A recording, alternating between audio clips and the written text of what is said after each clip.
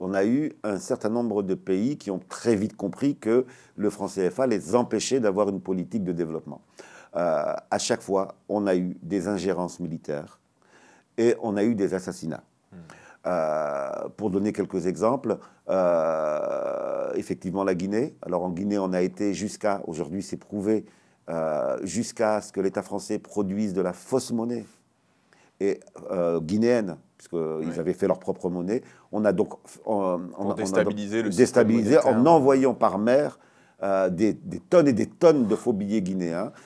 Et ça a effectivement provoqué une crise, hein, ça a provoqué un excès de monnaie qui était catastrophique. Le franc CFA est accompagné de toute une série d'obligations qui sont les suivantes et qui montrent que le lien de dépendance se maintient. Première obligation, l'obligation de déposer.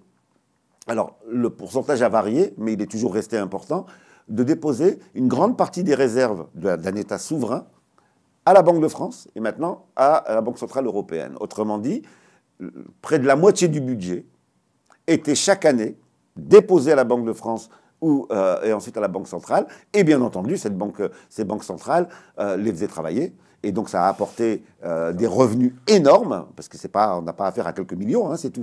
Ouais. Donc ça, c'était placé en bourse, ça travaillait. Et bien entendu, les États africains ne voyaient rien de ces intérêts qui étaient liés au placement de leur propre devise.